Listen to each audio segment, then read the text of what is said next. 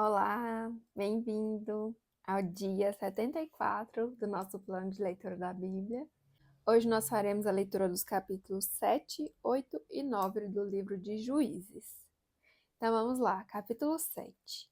A vitória de Gideão sobre os midianitas. De madrugada, Jerubaal, isto é, Gideão e todo o seu exército, acampou junto à fonte de Harod. O acampamento de Midian estava ao norte deles, no vale perto do monte Moré. E o Senhor disse a Gideão: Você tem gente demais para eu entregar Midian nas suas mãos, a fim de que Israel não se orgulhe contra mim, dizendo que a sua própria força os libertou.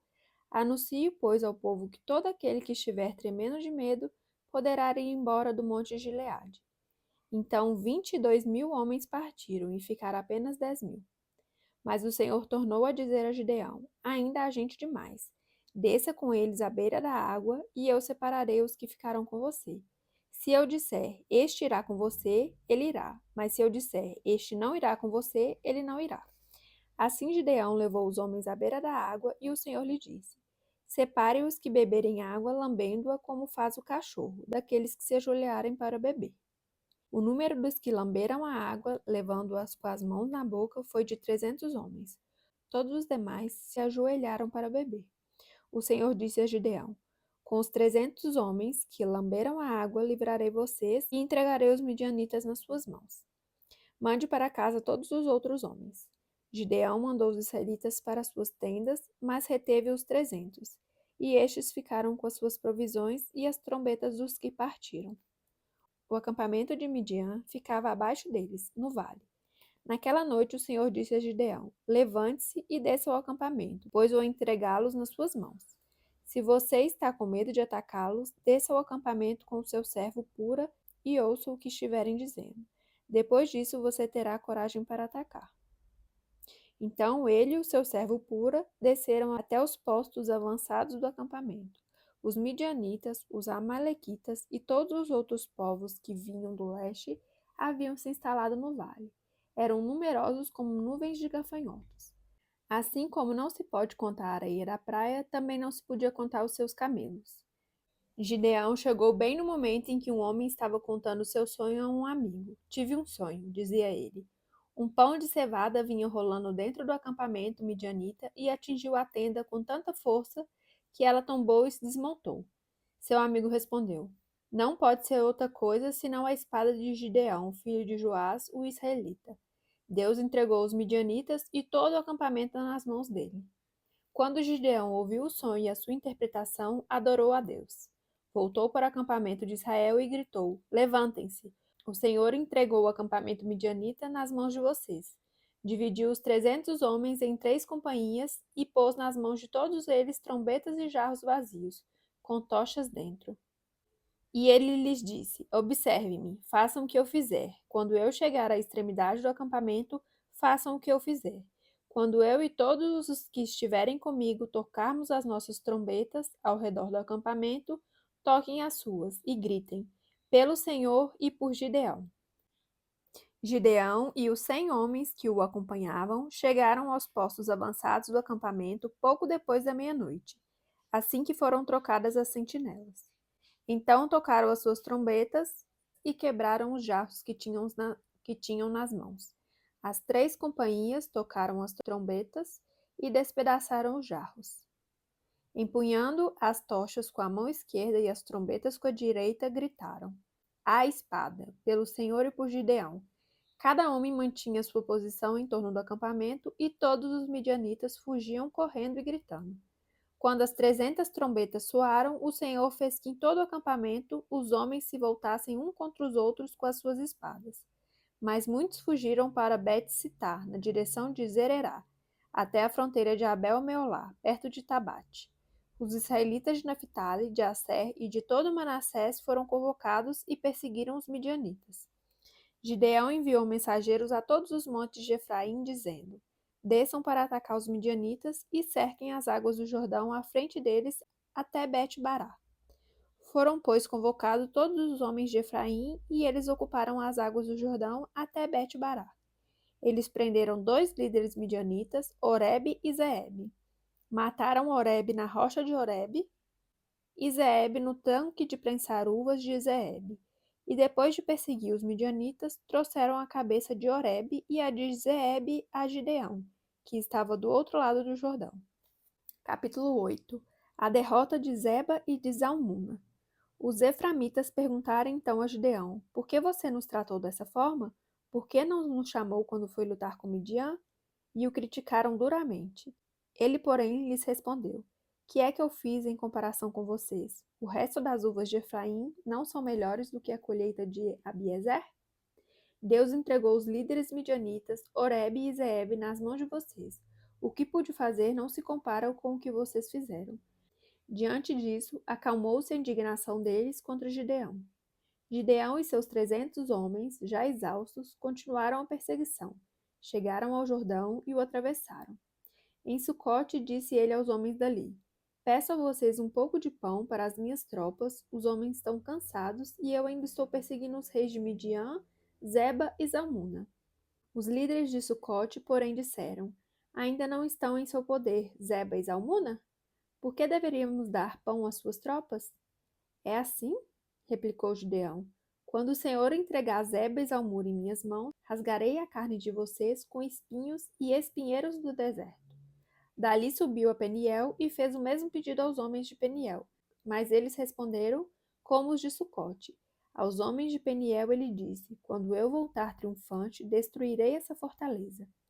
Ora, Zeba e Zalmuna estavam em Carcó, e com eles cerca de 500.000 homens.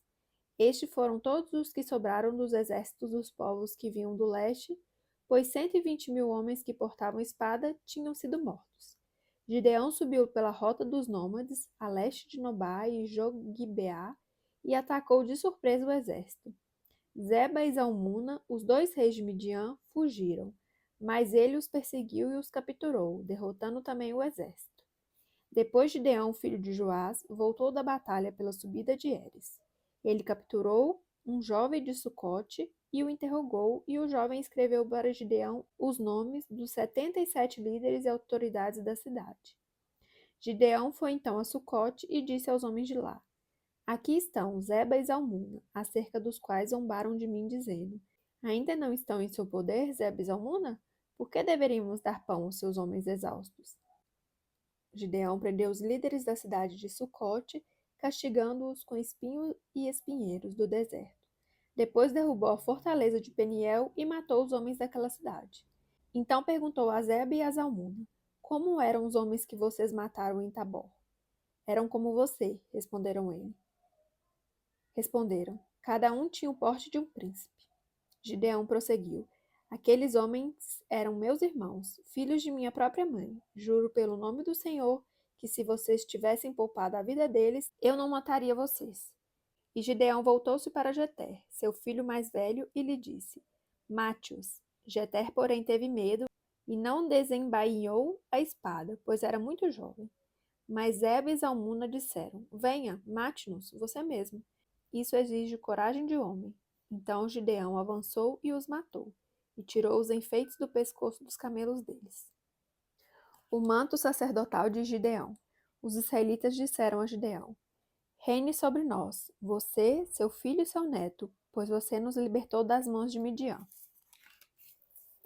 Não reinarei sobre vocês, respondeu-lhes Gideão, nem meu filho reinará sobre vocês. O Senhor reinará sobre vocês. E prosseguiu: Só faço a vocês um pedido, que cada um de vocês me dê um brinco da sua parte dos despojos. Abre parênteses, os ismaelitas costumavam usar brincos de ouro. Fecha parênteses. Eles responderam: De boa vontade, os daremos a você. Então estenderam uma capa e cada homem jogou sobre ela um brinco tirado de seus despojos. O peso dos brincos de ouro chegou a 20,5 kg, sem contar os enfeites, os pendentes e as roupas de púrpura que os reis de Midian usavam e os colares que estavam no pescoço de seus camelos. Gideão usou o ouro para fazer um manto sacerdotal que ele colocou em sua cidade, em Ofrã. Todo Israel prostituiu-se fazendo dele objeto de adoração e veio a ser uma armadilha para Gideão e sua família. A morte de Gideão. Assim, Midian foi subjugado pelos israelitas e não tornou a erguer a cabeça. Durante a vida de Gideão, a terra desfrutou paz 40 anos. Jerubaal, filho de Joás, retirou-se e foi para casa onde ficou morando. Teve 70 filhos, todos gerados por ele, pois tinha muitas mulheres. Sua concubina, que morava em Siquém, também lhe deu um filho, a quem ele deu o nome de Abimeleque. Gideão, filho de Joás, morreu em idade avançada e foi sepultado no túmulo de seu pai Joás, em Ofra dos Abiesritas. Logo depois que Gideão morreu, os israelitas voltaram a prostituir-se com os Baalins, cultuando-os. Ergueram Baal-Berite como seu deus, e não se lembraram do Senhor, o seu Deus, que os tinha livrado das mãos dos seus inimigos em redor. Também não foram bondosos com a família de Jerubaal, isto é, Gideão, pois não reconheceram todo o bem que ele tinha feito a Israel. Capítulo 9. Abimeleque. Abimeleque, filho de Jerubaal, foi aos irmãos de sua mãe em Siquém e disse a eles e a todo o clã da família de sua mãe: Perguntem a todos os cidadãos de Siquém o que é melhor para eles: ter todos os 70 filhos de Jerubaal governando sobre eles ou somente um homem? Lembrem-se de que eu sou o sangue do seu sangue. Os irmãos de sua mãe repetiram tudo aos cidadãos de Siquém, e estes se mostraram propensos a seguir Abimeleque, pois disseram: Ele é o nosso irmão. Deram-lhe 70 peças de prata tiradas do templo de Baal-Berite, as quais Abimeleque usou para contratar alguns desocupados e vadios que se tornaram seus seguidores. Foi à casa de seu pai, em Ofra, e matou seus 70 irmãos, filhos de Jerubaal, sobre uma rocha.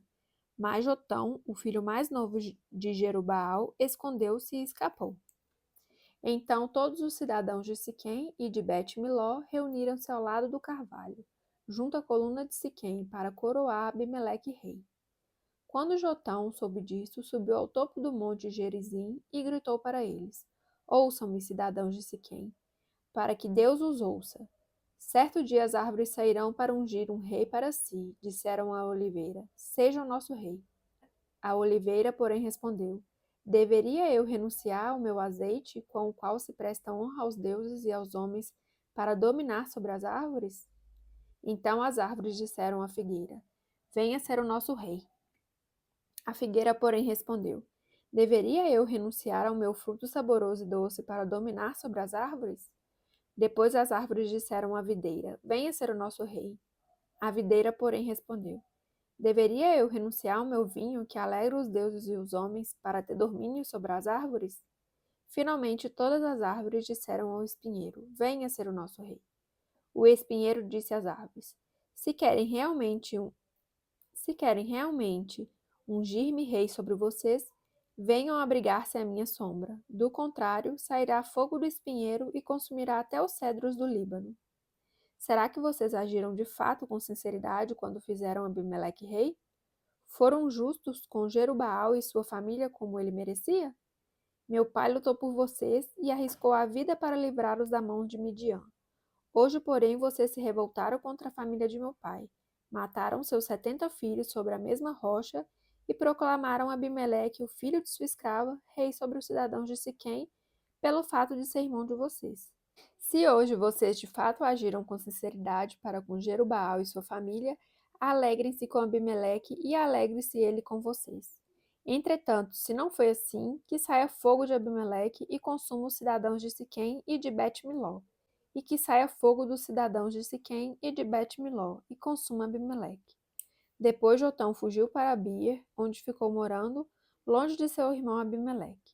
Fazia 3 anos que Abimeleque governava Israel, quando Deus enviou um espírito maligno entre Abimeleque e os cidadãos de Siquém, e estes agiram traiçoeiramente contra Abimeleque.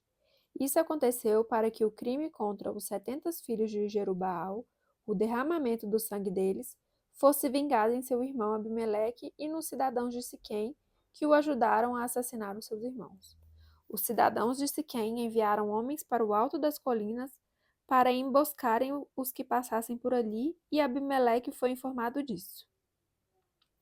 Nesse meio tempo, Gaal, filho de Ebed, mudou-se com seus parentes para Siquém, cujos cidadãos confiavam nele. Sucedeu que foram ao campo, colheram uvas, pisaram-nas e fizeram uma festa no templo do seu Deus. Comendo e bebendo, amaldiçoaram Abimeleque. Então Gaal, filho de Ebede, disse: Quem é Abimeleque para que sirvamos? E quem é Siquém? Não é ele o filho de Jerubaal e não é Zebul o seu representante? Sirvam aos homens de Ramor, o pai de Siquém. Por que servir Abimeleque? Ah, se eu tivesse esse povo sob o meu comando, eu me livraria de Abimeleque e lhe diria: mobilize o seu exército e venha. Quando Zebul, o governador da cidade, ouviu o que dizia Gaal, filho de Ebede, ficou indignado. Secretamente enviou mensageiros a Abimeleque, dizendo: Gaal, filho de Ebede, e seus parentes vieram a Siquém e estão agitando a cidade contra você. Venha de noite vocês e seus homens e fiquem à espera no campo. De manhã, ao nascer do sol, avancem contra a cidade. Quando Gaal e sua tropa atacarem, faça com eles o que achar melhor. E assim Abimeleque e todas suas tropas partiram de noite e prepararam emboscadas perto de Siquém em 4 companhias. Ora, Gaal, filho de Ebede, tinha saído e estava à porta da cidade quando Abimeleque e seus homens saíram da sua emboscada. Quando Gaal os viu, disse a Zebul: Veja, vem gente descendo do alto das colinas. Zebul, porém, respondeu: Você está confundindo a sombra dos montes com homens. Mas Gaal tornou a falar: Veja, vem gente descendo da parte central do território e uma companhia está vindo pelo caminho do carvalho dos adivinhadores. Disse-lhe Zebul: Onde está toda aquela sua conversa? Você dizia: Quem é Abimeleque para que o sirvamos? Não são estes os homens que você ridicularizou? Saia e lute contra eles. Então Gaal conduziu para fora os cidadãos de Siquém e lutou contra Abimeleque. Abimeleque o perseguiu e ele fugiu. Muitos dos homens de Siquém caíram mortos ao longo de todo o caminho, até a porta da cidade. Abimeleque permaneceu em Arumá e Zebul expulsou Gaal e seus parentes de Siquém. No dia seguinte, o povo de Siquém saiu aos campos e Abimeleque ficou sabendo disso. Então dividiu seus homens em 3 companhias e armou emboscadas no campo. Quando viu o povo saindo da cidade, levantou-se contra ele e atacou-o. Abimeleque e as tropas que estavam com ele avançaram até a porta da cidade. Então 2 companhias avançaram sobre os que estavam nos campos e os mataram. E Abimeleque atacou a cidade o dia todo, até conquistá-la e matar o seu povo. Depois destruiu a cidade e espalhou sal sobre ela. Ao saberem disso, os cidadãos que estavam na torre de Siquém entraram na fortaleza do templo de El-Berite. Quando Abimeleque soube que se haviam reunido lá, ele e todos os seus homens subiram o monte Zalmon. Ele apanhou um machado, cortou um galho de árvore e o pôs nos ombros. Então, deu essa ordem aos homens que estavam com ele: Rápido, façam o que eu estou fazendo. Todos os homens cortaram galhos e seguiram Abimeleque. Empilharam os galhos junto à fortaleza e a incendiaram. Assim morreu também o povo que estava na torre de Siquém, cerca de 1000 homens e mulheres. A seguir, Abimeleque foi a Tebes, sitiou-a e conquistou-a. Mas dentro da cidade havia uma torre bastante forte, para a qual fugiram todos os homens e mulheres, todo o povo da cidade. Trancaram-se por dentro e subiram para o telhado da torre. Abimeleque foi para a torre e atacou-a. E quando se aproximava da entrada da torre para incendiá-la, uma mulher jogou uma pedra de moinho na cabeça dele e lhe rachou o crânio. Imediatamente ele chamou seu escudeiro e lhe ordenou: Tire a espada e mate-me, para que não digam que uma mulher me matou. Então o jovem o atravessou e ele morreu. Quando os israelitas viram que Abimeleque estava morto, voltaram para casa. Assim, Deus retribuiu a maldade que Abimeleque praticara contra o seu pai, matando seus 70 irmãos. Deus fez também os homens de Siquém pagarem por toda a sua maldade. A maldição de João, filho de Jerubaal, caiu sobre eles. Finalizamos então mais um dia do nosso plano de leitura da Bíblia. Agradeço a sua companhia. Fique com Deus e até amanhã. Tchau, tchau.